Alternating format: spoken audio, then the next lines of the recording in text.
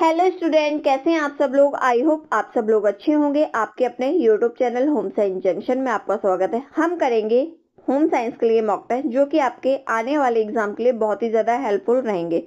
आने वाले एग्जाम कौन से हैं आपके, जैसे आपका डीएसएसपी का एग्जाम है 14 दिसंबर को, और आपका एलटी ग्रेड का एग्जाम है 21 दिसंबर को, और हो सकता है आपको बीपीएससी का एग्जाम भी जल्दी देखने को मिल सकता है।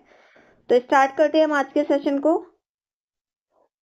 आज के सेशन में जो हमारा फर्स्ट क्वेश्चन है, पूछा हुआ है आप लोगों से, सॉर्बिक एसिड निम्नलिखित में से किस खाद्य उत्पाद में परिरक्षक के रूप में प्रयोग किया जाता है। यानी कि आपको ये बताना है, sorbic acid is mostly used eight preservatives in which of the following food product. Option में है मांस है, दूध है, पके हुए उत्पाद है, और ऊपर के सभी यानी कि ऑल ऑफ एबव। तो आपको राइट आंसर बताना है इसमें कि राइट आंसर आपका क्या हो जाएगा। देखिए, बात हो रही है किसकी, सॉर्बिक एसिड की। तो सॉर्बिक एसिड किसमें प्रिजर्वेटिव्स के रूप में यूज किया जाता है या मिलाया जाता है, तो वो मिलाया जाता है आपके पके हुए उत्पाद यानी कि बेक्ड प्रोडक्ट में ऐड किया जाता है। तो ऑप्शन सी क्या हो जाएगा, आपका राइट आंसर हो जाएगा। ठीक है, अगला क्वेश्चन देखते हैं हम। अब जो अगला क्वेश्चन है हमारा, पूछा हुआ इसमें, दालचीनी के किस घटक में रोगाणु रोधी प्रभाव होता है। यानी कि आपको ये बताना है दालचीनी के किस कंपोनेंट में एंटी माइक्रोबियल इफेक्ट देखने को मिलता है। ऑप्शन में यूजेनॉल एल्डिहाइड में, यूजेनॉल में, सिनेमिक एसिड में, या थाइमोल में। तो इसका जो राइट आंसर होता है, यानी कि जो आपके दालचीनी में कंपोनेंट पाया जाता है जो एंटी माइक्रोबियल इफेक्ट उत्पन्न करता है, वो कौन सा होता है, वो होता है आपका सिनेमिक एसिड। यानी कि option C is the right answer. ठीक है, क्लियर है आपको ये क्वेश्चन। आगे बढ़ते हैं हम। ये आपके सारी पीवाईक्यू है, किसी न किसी एग्जाम में आए हुए हैं, तो आप लोगों को इनकी अच्छे से क्या करनी है, प्रैक्टिस करनी है, जिससे आप लोगों को सारे कॉन्सेप्ट क्लियर हो जाए और आपको एग्जाम में कोई भी प्रॉब्लम ना हो। क्वेश्चन है आपका, विच acid is found in carbonated non alcoholic beverages. यानी कि कार्बोनेटेड और गैर एल्कोहल पेय पदार्थों में कौन सा एसिड पाया जाता है। ऑप्शन में प्रियोनिक अम्ल, सिरका अम्ल, साइट्रिक एसिड, या फास्फोरिक एसिड। तो देखिए, ये वाला जो एग्जाम है ना, कार्बोनेटेड और गैर अल्कोहल बेवरेजेस वाला, ये क्वेश्चन आपका जो डीएसएसपी का एग्जाम हुआ था ना, किसका, डीएसएसबी का एग्जाम हुआ था आपका 26 अक्टूबर को, तभी एक क्वेश्चन आपका पूछा गया था ये वाला। इससे रिलेटेड क्वेश्चन था, सेम क्वेश्चन नहीं था पर रिलेटेड क्वेश्चन था। तो आप समझ सकते हो कितनी इंपॉर्टेंट क्लास है आपके लिए। ठीक है, तो इसमें जो आपका राइट आंसर हो जाएगा वो हो जाएगा आपका ऑप्शन डी, यानी कि फास्फोरिक एसिड।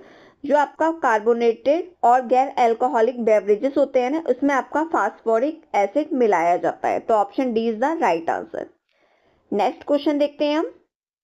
क्वेश्चन है आपका, हाइड्रोजन पेरोक्साइड निम्नलिखित रूप से प्रयोग किया जाता है किस खाद्य वस्तु के लिए परिरक्षक आयन में। इसका जो एग्जैक्ट क्वेश्चन है, क्वेश्चन आपका ये है, हाइड्रोजन पेरोक्साइड निम्नलिखित में से किस खाद्य वस्तु के लिए परिरक्षक आयन के रूप में प्रयोग किया जाता है। ठीक है, यानी कि hydrogen peroxide is used as the preservative ion for food community. Option में है मांस है, रोटी है, मिष्टान है, दूध है। तो इसका राइट आंसर आपको बताना है कि इसमें राइट आंसर क्या हो जाएगा। तो जो आपका हाइड्रोजन पेरोक्साइड होता है ना, उसको किस खाद्य वस्तु के रूप में, आयन के रूप में प्रिजर्व करने के लिए यूज किया जाता है, तो उसको यूज किया जाता है मिल्क यानी कि दूध में। तो ऑप्शन डी क्या हो जाएगा, आपका राइट आंसर हो जाएगा। क्लियर है आपको ये क्वेश्चन। अगर आपको कोई भी डाउट हो ना, तो आप क्लास खत्म होने के बाद कमेंट सेक्शन में अपने डाउट्स बता सकते हैं। नेक्स्ट क्लास में आपके डाउट जरूर सॉल्व किए जाएंगे। क्वेश्चन है आपका, विच component of garlic have anti microbial effect. यानी कि लहसुन के किस घटक में रोगाणु रोधी प्रभाव पाया जाता है। क्वेश्चन ये अच्छा है, इंपॉर्टेंट भी है, तो आपको राइट आंसर बताना है इसमें कि राइट आंसर क्या हो जाएगा। ऑप्शन में आपके एलिसिन है, एलिल आइसोथियासाइनेट है, मिथाइल सल्फाइड है, एंड ऑल ऑफ एबव है। तो इसका जो राइट आंसर है वो क्या हो जाएगा, लहसुन में क्या पाया जाता है, आप लोग बताइए क्या देखने को मिलता है लहसुन में। ये तो नॉर्मल क्वेश्चन है, ये तो सब लोग जानते हैं। लहसुन में क्या मिलता है, लहसुन में एलिसिन देखने को मिलता है। तो यही क्या करते हैं, यही कंपोनेंट होते हैं किसके, जो आपके एंटी माइक्रोबियल इफेक्ट देते हैं। ठीक है, तो option A is the right answer. अगला क्वेश्चन देखते हैं हम। नेक्स्ट क्वेश्चन है आपका, कैनिंग को कभी कभी कैनिंग भी कहा जाता है। ठीक है, क्या है क्वेश्चन? क्वेश्चन आपका ये है, कैनिंग को कभी कभी कैनिन भी कहा जाता है, यानी कि canning is also sometime called as. Question आपका ये, कैनिंग को कभी कभी क्या कहा जाता है? ऑप्शन में है एप्रोटाइजेशन, पास्चराइजेशन, बांध्याकरण जिसको हम स्टेरिलाइजेशन भी बोलते हैं, एंड शीत नसबंदी यानी कि कोल्ड स्टेरिलाइजेशन। तो जो आपका कैनिंग होता है ना, कैनिंग को हम किस नाम से जानते हैं? कैनिंग को हम एप्टोजाइजेशन के नाम से भी जाना जाता है। तो ऑप्शन ए क्या हो जाएगा इसमें? राइट आंसर हो जाएगा। पास्चराइजेशन आप सब लोग जानते हो, मोस्टली पास्चराइजेशन आपका किसमें? मिल्क में किया जाता है। ठीक है, नेक्स्ट क्वेश्चन देखते हैं हम। क्वेश्चन है आपका, कॉर्न ग्लूटेन कॉर्न प्रोटीन से भरपूर होता है जिसमें मक्के के नाम से जाना जाता है, जिसे मक्के के नाम से जाना जाता है, यानी कि corn gluten is rich in the corn protein known as. Option में जीन है, ग्लूटेनिन है, ग्लूटेलिन है, एंड क्या है? प्रोलमिन है। तो जो आपका यानी कि आपसे डायरेक्ट क्वेश्चन ये पूछा हो, जो आपका कॉर्न होता है ना, यानी कि मक्का, मक्के के दाने, यानी कि जो मक्का होता है corn, corn gluten corn protein, तो ये कैसे प्रोटीन से भरपूर होता है। तो जो आपका मक्का होता है, डायरेक्ट क्वेश्चन आपका ये पूछा गया हो कि मक्के में आपके कौन से प्रोटीन पाई जाते हैं। जो आपका कॉर्न होता है ना, जिसको भुट्टा भी बोलते हैं मोस्टली लोग, तो उसमें कौन सा, उसके प्रोटीन को किस नाम से जाना जाता है, ये क्वेश्चन है आपका। तो उसके प्रोटीन को हम जीन के नाम से जानते हैं। ठीक है, तो ऑप्शन ए क्या हो जाएगा इसमें? आपका राइट आंसर हो जाएगा। मक्के की प्रोटीन को हम जीन के नाम से जानते हैं। अगला क्वेश्चन देखते हैं हम। क्वेश्चन है आपका, बिस्किट के निर्माण के लिए गेहूं की किस्म का प्रयोग किया जाता है। तो बिस्किट के निर्माण की बात हो रही है, तो इसके लिए किस गेहूं की किस्म का यूज किया जाता है? नरम गेहूं का, कठोर गेहूं का, ड्यूरम गेहूं का, या अन्य का? यानी कि for manufacturing of biscuit wheat variety use it soft wheat, hard wheat, durum wheat and other. तो इसका जो राइट आंसर हो जाएगा, जो हम बिस्किट बनाने के लिए यूज किए जाते हैं, वो जो गेहूं की आपकी वैरायटी होती है ना, वो होती है सॉफ्ट व्हीट की, यानी कि नरम गेहूं की। तो इसमें आपका ऑप्शन ए है, वो क्या हो जाएगा? आपका राइट आंसर हो जाएगा। नेक्स्ट क्वेश्चन देखते हैं। क्वेश्चन है आपका, अनानास is a good source of, यानी कि pine Apple is a good source, यानी कि अनानास का अच्छा स्रोत क्या है? एमाइलेस है, ब्रोमेलिन है, पामोलिव है, या इनमें से कोई नहीं है? तो जो आपका पाइनएप्पल है, पाइनएप्पल का जो गुड सोर्स होता है वो होता है आपका क्या? ब्रोमाइलिन। क्या होता है? ब्रोमाइलिन होता है। तो ऑप्शन बी क्या हो जाएगा? Option B is the right answer. ठीक है, क्लियर है आपको ये क्वेश्चन? नेक्स्ट क्वेश्चन देखते हैं हम अपना। नेक्स्ट जो क्वेश्चन है हमारा, वो है हमारा रेनिन कॉसेस, यानी कि रेनिन का कारण बनता है, क्या होता है? ऑप्शन में तेल और जल चरण का पृथक्करण, कैसीन का जमाव, लैक्टोज का विलेपकरण, या दूध वसा का फैलाव, यानी कि separation of oil and water phase, coagulation of casein, ठीक है, solubilisation of lactose and dispersion of milk fat. तो रेनिन का कारण क्या बनता है? रेनिन क्या होता है? रेनिन एक प्रोटीन होता है। तो इसका कारण क्या होता है? इसका कारण होता है कैसीन का जमाव, यानी कि कोगुलेशन ऑफ केसीन। ठीक है, तो ऑप्शन बी क्या हो जाएगा? आपका राइट आंसर हो जाएगा इसमें। क्लियर है आपको क्वेश्चन? नेक्स्ट क्वेश्चन देखते हैं। आप लोग अपना स्कोर जरूर काउंट करते जाएगा कि आपके क्वेश्चन कितने सही हो रहे हैं, कितने क्वेश्चन आपके रॉन्ग हो रहे हैं। ठीक है, इससे आपको एक आइडिया लग जाएगा कि आप किस लेवल पे हो। नेक्स्ट क्वेश्चन है आपका, प्रीटे प्रोटर is use term used for, is a term used for, यानी कि जो आपका प्रीटे प्रोटर शब्द है वो किसके लिए उपयोग किया जाता है? पोर्टेबल बैग के लिए किया जाता है, उच्च फैशन के कपड़े के लिए किया जाता है, कपड़े पहनने के लिए तैयार यानी कि रेडी टू वियर क्लोथ्स होते हैं, या मिक्स एंड मैच क्लोथ्स होते हैं। तो ये कैसे होते हैं प्रीटेप प्रोटर? तो जो आपका प्रीटेप प्रोटर होता है ना, क्या नाम है? प्रीटेप प्रोटर। जो आपका ये वजन क्या है? टर्म यूज किया गया, यानी कि शब्द का यूज किया गया है। वो शब्द का यूज कैसे किया गया है? वो जो आपके रेडी टू वियर क्लोथ होते हैं ना, यानी कि पहनने के योग्य कपड़े जो आपके मार्केट में मिलते हैं, ले आओ और डायरेक्ट उन्हें पहनो, पहले से मतलब बने हुए होते हैं। ये नहीं है कि आप कपड़े लेके आ रहे हो उसको फिर सिलवा रहे हो अपने अकॉर्डिंग, बल्कि ये वो कपड़े होते हैं जो आपके रेडी टू वियर होते हैं। तो इसी को क्या कहा जाता है? इसी को हम प्रेटे प्रोटर के नाम से जानते हैं। ठीक है, क्लियर है आपको ये क्वेश्चन? अगला क्वेश्चन देखते हैं हम। क्वेश्चन है आपका, पेलेग्रा को 3D की बीमारी कहा गया है। ऑप्शन में है जिल्द का सूजन, मनोभ्रंश और निर्जलीकरण, जिल्द की सूजन, दस्त और चक्कर आना, जिल्द की सूजन, दस्त और मनोभ्रंश, जिल्द की सूजन, दस्त और अपच। तो राइट आंसर आप लोग बताइए कि इसमें जो राइट आंसर है वो क्या हो जाएगा, यानी कि pellagra has been called the disease of the 3 DS। इसमें जो 3 DS आते हैं ना पेलेग्रा की बीमारी में, ये कौन से होते हैं? ऑप्शन में है dermatitis, dementia and dehydration, dermatitis, diarrhoea and dysgenesis, dermatitis, diarrhoea and dementia and dermatitis, diarrhoea and dyspepsia, यानी कि जिसको हम क्या बोलते हैं, अपच के नाम से जानते हैं। तो इसमें जो राइट आंसर आपको बताना है कि क्या हो जाएगा, जो किसमें, जो आपके पेलेग्रा की बीमारी में 3D यूज किए जाते हैं ना, कैसे, इसको 3D भी बोलते हैं। और जो पेलेग्रा होता है किसकी कमी से होता है, ये नियासिन की कमी से होता है, ये भी आपको ध्यान रखना है। तो इसमें जो 3D रोग होते हैं ना, इसका मतलब होता है डर्मेटाइटिस, डायरिया और डिमेंशिया। तो ऑप्शन सी क्या हो जाएगा, हमारा राइट आंसर हो जाएगा। इसमें मोस्टली हिंदी में याद करोगे कंफ्यूज हो जाओगे, इसका आपको इंग्लिश वाला टर्म देखना ही पड़ेगा।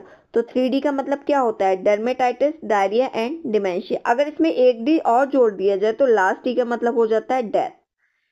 क्या हो जाएगा, डेथ यानी कि मृत्यु। तो यही होते हैं 3D। अगर 4D आए ना, कभी 4D आ जाए, बाई चांस एग्जामिनर का मूड बदल जाए, तो 4D में लास्ट जो फोर्थ वाला डी होता है वो आपका डेथ में कन्वर्ट हो जाता है। तो ऑप्शन सी क्या हो जाएगा, आपका राइट आंसर हो जाएगा। अगला क्वेश्चन देखते हैं हम अपना। क्वेश्चन है आपका, family resources management involves the following. Option में है development of goals, identification of resources needed to reach these goals, the decision making process that use limited resources to achieve these goals. Second option है आपका development of goals, arranging finance to achieve these goals, identity goals against to individual and identify resources,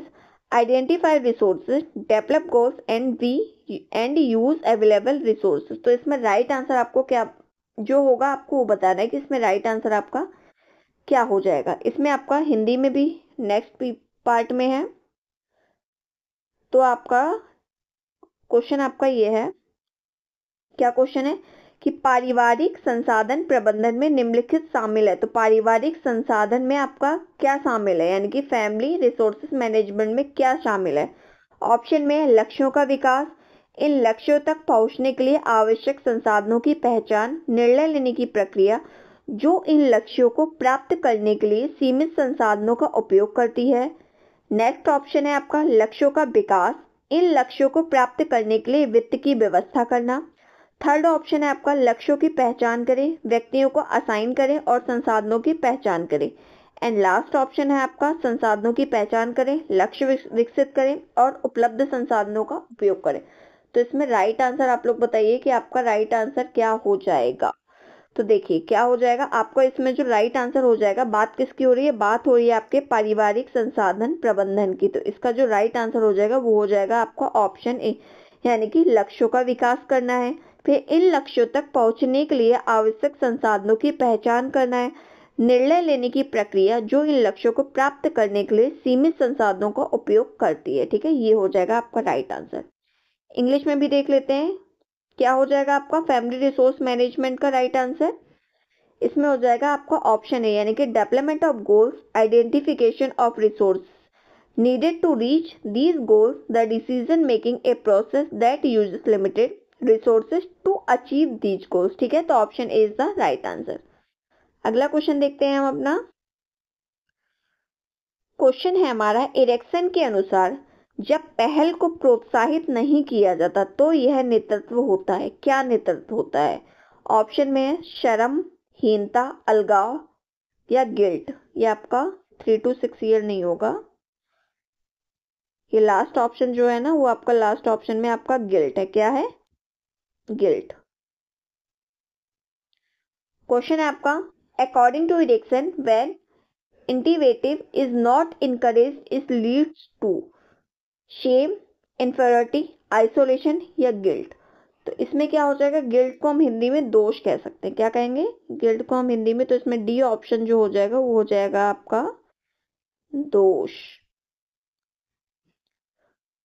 तो देखिए बात किसकी हो रही है, बात इरेक्सन की हो रही है। इरेक्सन ने कितने स्टेजेस दिए थे? 8 स्टेजेस दिए थे इरिक्सन ने अपने साइकोसोशल थ्योरी के। तो इसका क्या है, जब पहल को प्रोत्साहित नहीं किया जाता तो यह नेतृत्व किसका करता है, यह नेतृत्व करता है गिल्ट का। किसका करता है, गिल्ट का। तो ऑप्शन डी क्या हो जाएगा, इसमें राइट आंसर हो जाएगा, यानी कि किसका, ये करेगा आपके दोष का। और इसकी जो एज होती है ना, वो होती है आपके 3 to 6 ईयर। ठीक है, कितनी होती है, 3 to 6 ईयर इसकी एज होती है। नेक्स्ट क्वेश्चन देखते हैं हम। क्वेश्चन है आपका, जिस हद तक सूचना के स्रोत को सत्य माना जाता है वह क्या होता है, निष्ठा होती है, विश्वसनीयता होती है, सहानुभूति होती है, या सहानुभूति अगेन दे दिया गया है। यानी कि the degree to which a source, क्या है, द डिग्री इज, क्वेश्चन आप देखिए क्या है, the degree to which a source of information is perceived as true is fidelity, credibility, empathy and sympathy. तो राइट आंसर क्या हो जाएगा, आपको ये बताना है। तो देखिए, जो आपकी क्या होती है, जिस हद तक सूचना के स्रोत को सत्य माना जाता है वो होती है आपकी निष्ठा। क्या होती है, निष्ठा, जिसको हम फाइडेलिटी भी कहते हैं। क्या बोलते हैं, फिडेलिटी के नाम से भी इसको जाना जाता है। तो ऑप्शन ए क्या हो जाएगा, इसमें आपका राइट आंसर हो जाएगा। क्लियर है आपको ये क्वेश्चन। नेक्स्ट क्वेश्चन देखते हैं। ये आपका कौन सा है, एजर्सन और रीजन वाला क्वेश्चन है। Microencapsulation is used for the fortification of vitamins and minerals in processed food. Reason इसका दिया हुआ है, the technique improves delivery of nutraceuticals and bioactive ingredients in functional food. Code इसके हैं, both A and R are incorrect. A is incorrect and R is correct. Both A and R correct and last option में आपका A is correct and R is incorrect. तो right answer क्या हो जाएगा, आपको ये बताना है। देखिए, जो क्या है आपका, इसका हम हिंदी वर्जन भी देख लेते हैं आपका पहले। तो हिंदी वर्जन में क्या है इसका, प्रसंस्कृत खाद्य पदार्थों में विटामिन और खनिजों के दृढ़ीकरण के लिए माइक्रो एनकैप्सुलेशन का उपयोग किया जाता है। इसका रीजन दिया हुआ है, तकनीक कार्यात्मक खाद्य पदार्थों में न्यूट्रास्यूटिकल्स और बायोएक्टिव अवयवों के वितरण में सुधार करते हैं। तो ये बात भी एकदम सही है, ये बात भी एकदम सही है। तो राइट आंसर वो हो जाएगा कौन सा, ए और आर दोनों सही है। तो ऑप्शन सी में ये दिया हुआ है, तो ऑप्शन सी क्या हो जाएगा, आपका राइट आंसर हो जाएगा। इसमें भी क्या हो जाएगा, इसमें भी आपका हो जाएगा both A and R is correct. तो option C is the right answer. ठीक है, क्लियर है आपको ये क्वेश्चन। नेक्स्ट क्वेश्चन देखते हैं हम। अगेन आपका कौन सा है, एजर्शन और रीजन वाला क्वेश्चन है।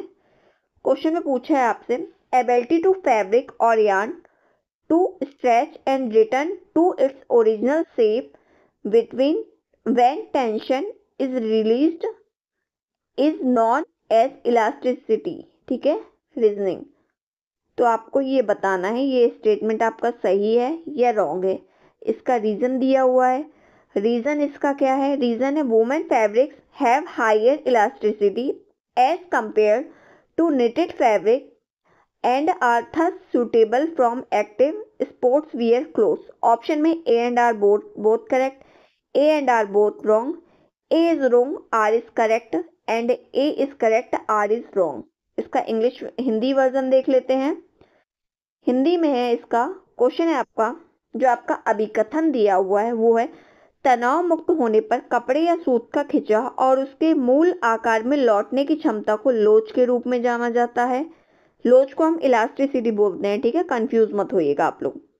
नेक्स्ट, इसका जो रीजन दिया हुआ वो है, बुने हुए कपड़ों की तुलना में अधिक लोच होती है और इस प्रकार ये सक्रिय खेलों में पहनने वाले कपड़ों के लिए उपयुक्त होते हैं। ठीक है, ये बात तो एकदम गलत है। पहनने वाले कपड़ों के लिए कैसे उपयुक्त हो जाएंगे जब उसमें बहुत ज्यादा लोच होगी। तो आपका तनाव मुक्त होने पर कपड़े या सूत का खिंचाव उसके मूल आकार में लौटने की क्षमता के लोच के रूप में जाना जाता है। तो आपका ए सही है, आर रॉन्ग है। तो ए सही है और आर रॉन्ग वाला ऑप्शन आपका लास्ट ऑप्शन है, यानी कि जो डी ऑप्शन है ना आपका जो छुप गया है इसमें, देखिए ये आपका डी ऑप्शन, ये आपका राइट आंसर हो जाएगा। यानी कि ए सही है आपका, आर गलत है। इसमें भी आपका इंग्लिश वाले वर्जन में भी हम क्या कर देते हैं, इसका ये आपका सही हो जाएगा। ठीक है, तो option D is the right answer. Next question देखते हैं हम। अगेन आपका कौन सा है, एजर्शन और रीजन वाला क्वेश्चन है। क्वेश्चन है आपका, ग्रामीण जनता को प्रौद्योगिकी स्थानांतरित करने के लिए प्रदर्शन सबसे पुराने और सर्वोत्तम तरीके हैं, यानी कि demonstration are the oldest and best method for transferring technology to the rural masses. ठीक है, और जो आपका इसका रीजन दिया हुआ है, रीजन ये है इसका कि प्रदर्शन देखकर विश्वास करने और करके सीखने के सिद्धांतों का कायम रखते हैं, यानी कि demonstration uphold the principle of seeing is believing and learning by doing. तो ये आपका दोनों सही है, ए सही है आर गलत है, या आपके दोनों गलत है, या आपका ए गलत है आर सही है। तो आप लोग राइट आंसर बताइए कि राइट आंसर इसमें क्या हो जाएगा। तो देखिए, जो आपका ग्रामीण जनता को प्रौद्योगिकी स्थानांतरित करने के प्रदर्शन सबसे पुराने और सर्वोत्तम तरीके होते हैं, ये बात तो एकदम ठीक है। ठीक है, फिर आपका प्रदर्शन की बात हो रही है, यानी कि डेमोन्स्ट्रेशन की, कि प्रदर्शन देखकर विश्वास करने और करके सीखने के सिद्धांत को कायम रखते हैं, ये बात ठीक है। जो हम चीजें डेमोन्स्ट्रेशन में देखते हैं ना, यानी कि खुद करके सीखने में, खुद उसको प्रत्यक्ष रूप से देखना, ये आपका सही होता है। तो आपके ए और आर दोनों क्या हो जाएंगे, करेक्ट हो जाएंगे। ये है आपके कौन से, बोथ ए आर करेक्ट। तो option B is the right answer. ठीक है, क्लियर है आपको ये क्वेश्चन। अगला क्वेश्चन देखते हैं हम। अगेन आपके कौन सा है, आपका अभिकथन और कारण वाला क्वेश्चन है। ये आपके इस टाइप के क्वेश्चन अपना के ना मोस्टली एग्जाम में पूछे जा रहे हैं, इसीलिए आपके ये पैटर्न आज के मॉक टेस्ट का रखा गया है। क्वेश्चन है आपका, महिलाओं के आर्थिक सशक्तिकरण के लिए माइक्रो क्रेडिट एक महत्वपूर्ण तंत्र है। ठीक है, इसका रीजन बताया गया है, स्वयं सहायता समूह उद्यमिता को बढ़ावा देने के लिए माइक्रो क्रेडिट का उपयोग करते हैं। ठीक है, यानी कि आपका जो एजर्शन है वो क्या दे रखा है, वो दिया है आपका, micro credit is an important mechanism for economic empowerment of women. Reason दिया हुआ है, self help groups use micro credit for promoting entrepreneurship. तो इसमें आपको राइट आंसर बताना है कि इसका राइट आंसर क्या हो जाएगा। ठीक है, देखिए, जो आपका महिलाओं के आर्थिक सशक्तिकरण के लिए बात की गई है ना, कि माइक्रो क्रेडिट का एक महत्वपूर्ण तंत्र है, ये बात तो एकदम ठीक है। और स्वयं सहायता समूह उद्यमिता को बढ़ावा देने के लिए माइक्रो क्रेडिट का उपयोग किया जाता है, ये भी एकदम ठीक है। कहीं तो दोनों बात ठीक है, पर इसमें जो ये वाला है ना, ये आपका रॉन्ग हो जाएगा, क्योंकि ये इसका रीजन नहीं बता रहा है, यानी कि ये इसमें दावा नहीं कर रहा है। तो इसमें जो आपका राइट आंसर हो जाएगा वो क्या हो जाएगा, देखिए इसके ऑप्शन भी ऐसे दिए हुए हैं, ये दिया हुआ है ना आपका ऑप्शन डी, इसमें राइट आंसर हो जाएगा। कौन सा, option D is the right answer, की both A and R true but R is correct. A और आर दोनों सही है, पर आर हमारा ज्यादा सही है, यानी कि आर इज करेक्ट। ठीक है, क्लियर है आपको ये। अगला क्वेश्चन देखते हैं हम। अगेन आपका ऐसे ही क्वेश्चन है। क्वेश्चन है हमारा, एक मिश्रित या पुनर्निर्मित परिवार एक तलाकशुदा माता पिता के पुनर्विवाह के परिणाम स्वरूप एक पारिवारिक संरचना है जिसमें माता पिता, बच्चे,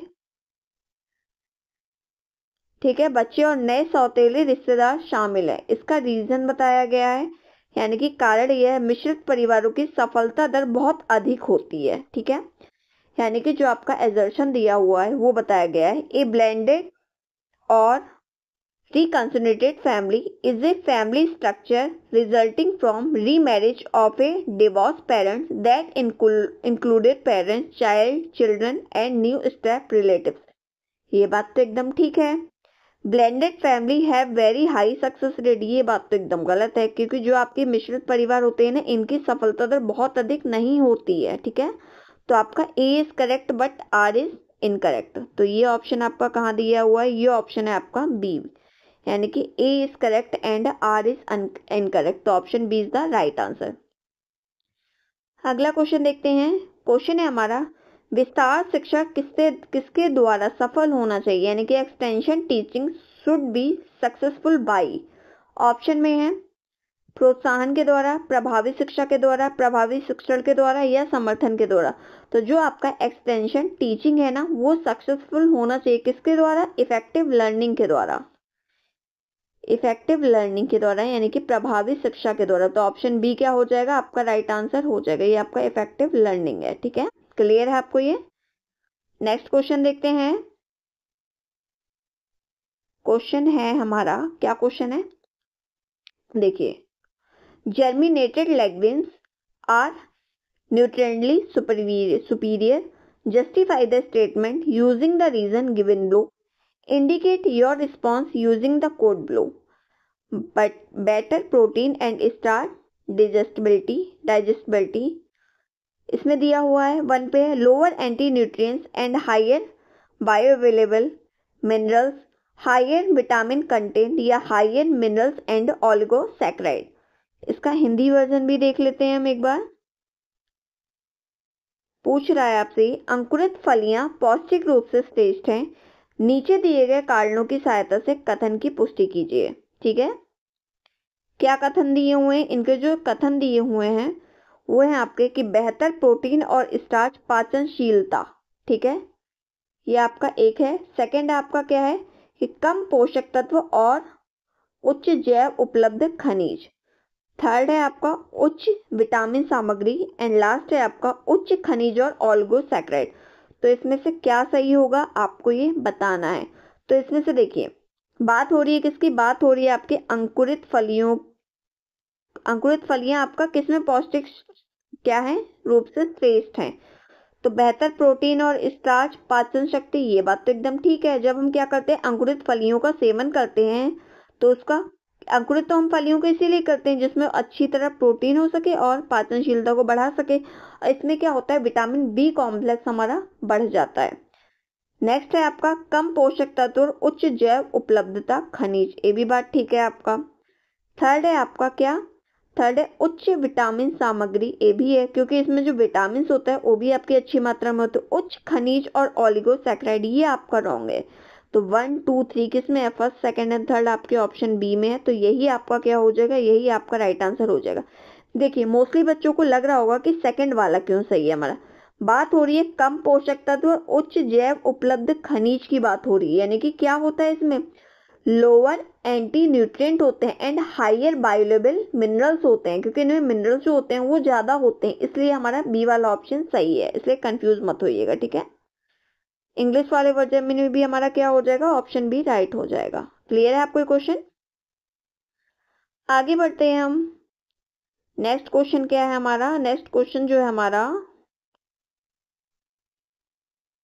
क्वेश्चन है, according to Engel's law of constipation क्या है, consumption as the income increase the proportion of income spend food decrease increase और डिक्रीज रिमेन्स कॉन्स्टेंट। यानी कि एंजल के डॉक्टर एंजल के उपभोग के नियम के साथ जैसे जैसे आयु बढ़ती है, आय का अनुपात भोजन पर खर्च होता है कितना होता है आपको ये बताना है। घट जाता है, बढ़ता है, घटता है या स्थिर रहता है, यानी कि क्या होता है आपका एक जगह पे स्थिर रहता है। तो एंजल के उपयोग के नियम के साथ जैसे जैसे आपकी आय बढ़ती है, क्या होती है, जैसे आपकी इनकम बढ़ती है, क्या बढ़ती है, आपकी इनकम बढ़ती है, वैसे वैसे आपका आय के अनुपात भोजन पर जो खर्च होता है ना वो क्या होता है, वो घट जाता है।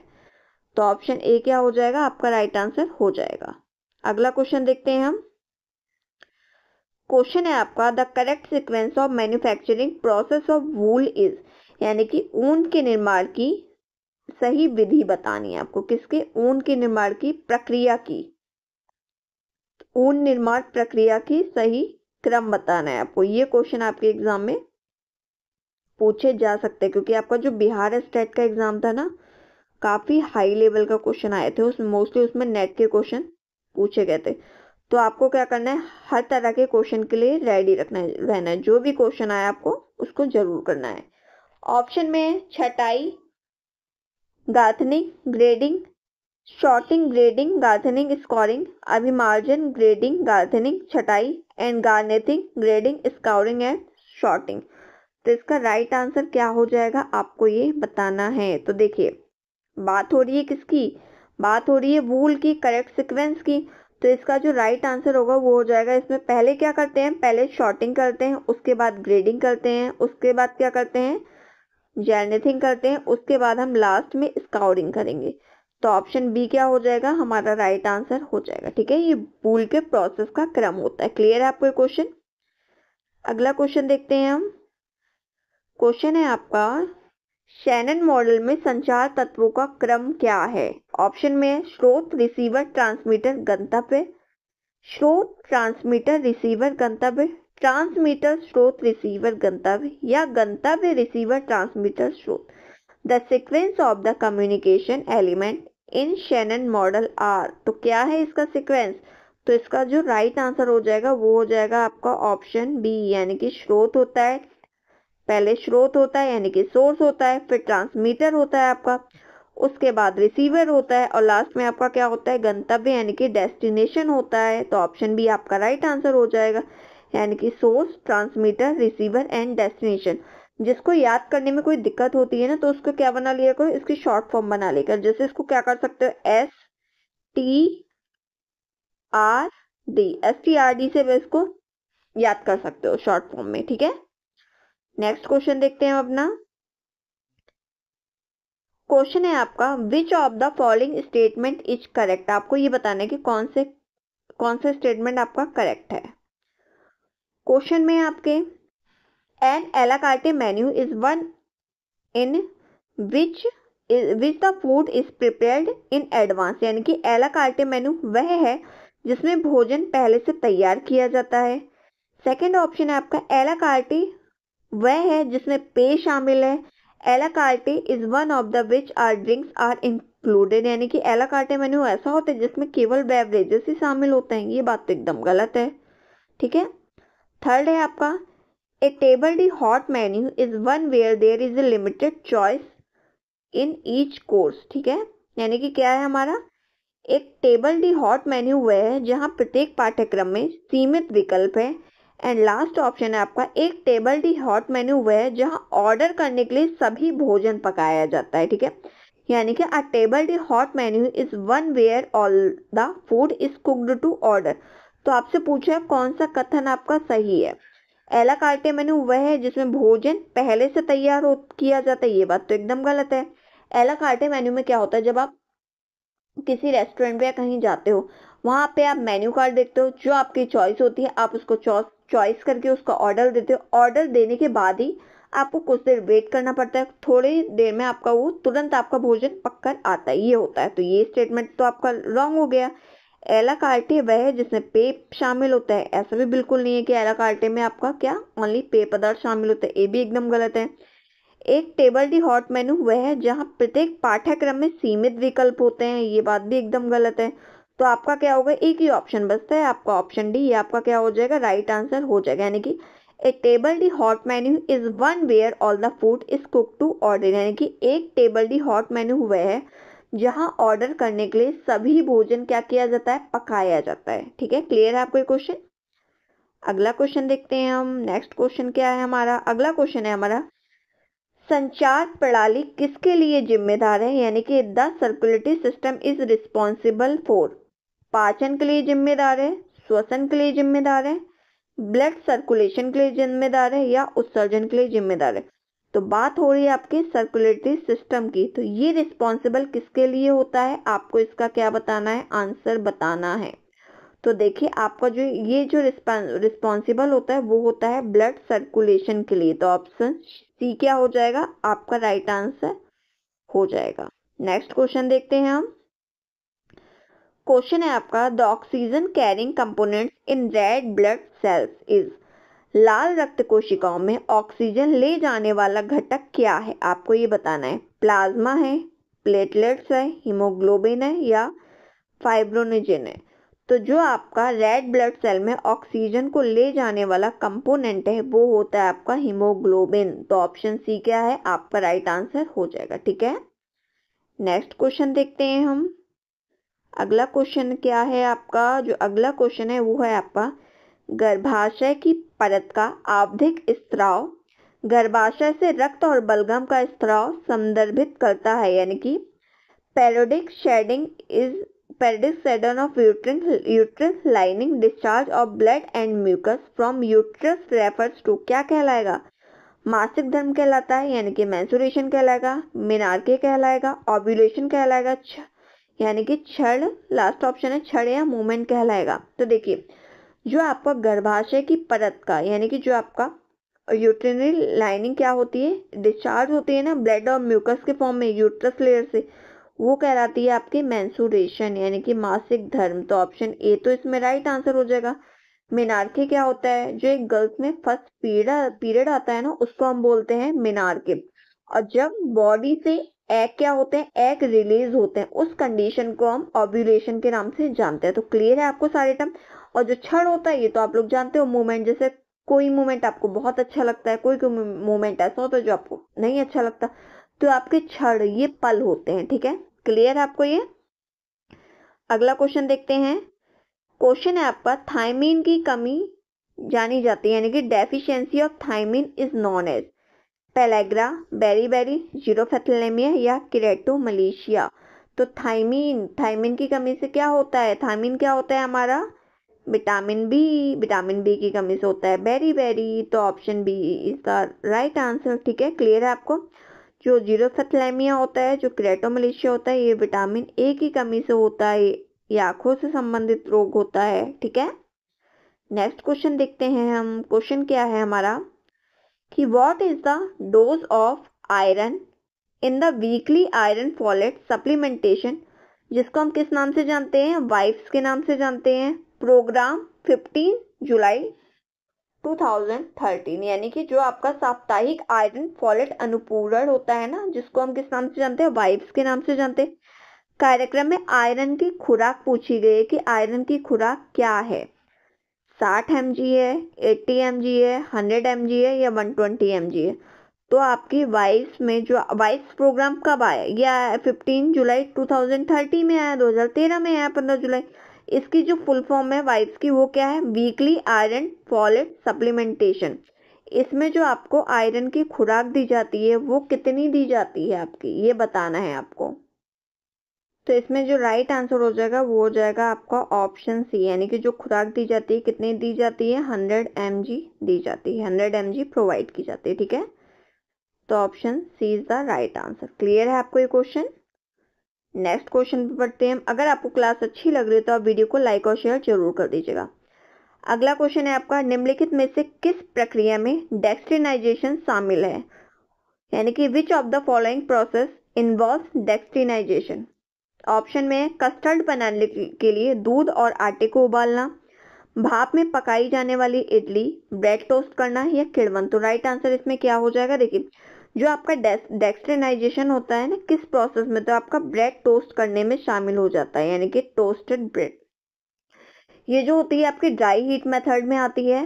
ठीक है, जैसे आप लोग रोटी सेकते हो ना, रोटी सेकते हो तो उस पर क्या होती है, ब्राउन कलर की, जैसे ये आपकी क्या है, रोटी है, गोल गोल रोटी होती है। तो जब उसको सेकते हो तो इस पे ब्राउन कलर की क्या होती है, बिंदी पड़ जाते हैं। तो जो आपकी बिंदियां पड़ती है ना, यही आपका डेक्सट्रिनाइजेशन का प्रोसेस होता है। ठीक है, तो क्लियर है आपको ये क्वेश्चन। नेक्स्ट क्वेश्चन देखते हैं हम। क्वेश्चन है आपका, बूढ़ों के आहार में संशोधन का क्या कारण है। ठीक है, ऑप्शन में है आपके शारीरिक और मनोवैज्ञानिक परिवर्तन, केवल मनोवैज्ञानिक परिवर्तन, शारीरिक मनोवैज्ञानिक और प्रतिरक्षा विज्ञानी परिवर्तन, एंड लास्ट ऑप्शन है केवल शारीरिक परिवर्तन। तो what is the reason for modification of diet for old people, क्यों करते हैं हम ओल्ड पीपल की डाइट में मॉडिफिकेशन क्यों करते हैं, क्योंकि उनका शारीरिक, मनोवैज्ञानिक और प्रतिरक्षा विज्ञानी परिवर्तन के कारण, यानी कि ऑप्शन सी क्या हो जाएगा, आपका राइट आंसर हो जाएगा। ठीक है, क्लियर है आपको क्वेश्चन। नेक्स्ट क्वेश्चन देखते हैं हम अपना। क्वेश्चन है आपका, उस संगठन का नाम बताइए जो भारत में कुपोषण की व्यापकता पर डेटा रखता है, यानी कि name of the organization that keeps data on the prevalence of malnutrition in India. Option में NSSO, NNMB, NFHM, ICDS। ठीक है, तो इसमें राइट आंसर क्या हो जाएगा, आप लोग बताइए। तो इसमें जो आपका राइट आंसर हो जाएगा वो हो जाएगा आपका ऑप्शन बी, यानी कि NNMB। अब हम ये भी देख लेते हैं NNMB की फुल फॉर्म क्या होती है। इसकी जो फुल फॉर्म होती है ना वो लिख लेते हैं। NNMB की फुल फॉर्म होती है आपकी नेशनल ये आपके इंपॉर्टेंट है, आप लोग नोट डाउन है, स्क्रीनशॉट ले लीजिएगा। नेशनल न्यूट्रिशन क्या है आपका? एनएनएमबी की full form national nutrition monitoring, इसको मैं ठीक से लिख देती हूँ, क्या हो जाएगा? National nutrition monitoring and bureau. ठीक है, ये आपकी क्या होती है? एनएनएमबी की फुल फॉर्म होती है। एग्जाम में मोस्टली अगर पूछ भी लिया जाए तो आप लोग को पता हो। ठीक है, अगर अच्छे इसमें फुल फॉर्म दे दी जाती डायरेक्ट तो आपको आंसर पता ही चल जाता, इसलिए क्या किया? शॉर्ट फॉर्म दे दिए। तो आपको ध्यान रखना है एनएमएमबी की फुल फॉर्म क्या होती है? नेशनल न्यूट्रिशन मॉनिटरिंग ब्यूरो, यानी कि क्या होगा? राष्ट्रीय पोषण निगरानी ब्यूरो। इसकी जो स्थापना हुई थी ना, वो आईसीएमआर के द्वारा की गई थी। और कब की गई थी? ये की गई थी इसकी स्थापना 1972 में। ये क्या करता है? ये कुपोषण की व्यापकता पर डेटा को रखता है। ठीक है, क्लियर है आपको ये क्वेश्चन? Next question. तो आज की क्लास हमारी यहीं पे एंड है। आज की क्लास में हमारे इतने ही क्वेश्चन थे, और अगर आपको क्लास अच्छी लगी हो तो आप लोग वीडियो को लाइक और शेयर जरूर कर दीजिएगा। और आप लोगों के आज 35 समथिंग क्वेश्चन हुए हैं, 34-35 समथिंग। तो आप लोग जरूर बताइएगा कि आपके मॉक टेस्ट में मतलब कितने क्वेश्चन आपके सही हुए, कितने गलत हुए। आज के क्वेश्चन का लेवल थोड़ा हार्ड था, बट आपको क्या करना है? इसी की तरह ऐसी प्रिपरेशन करिए। अगर आपको कोई भी डाउट होता है तो आप क्लास जब एंड होगी उसके बाद आप कमेंट सेक्शन में बता सकते हैं। नेक्स्ट क्लास में आपके डाउट को जरूर सॉल्व किया जाएगा। अपना फीडबैक आप लोग जरूर दीजिएगा। क्लास अच्छी लगे तो वीडियो को लाइक शेयर जरूर कर दीजिएगा। Thank you so much.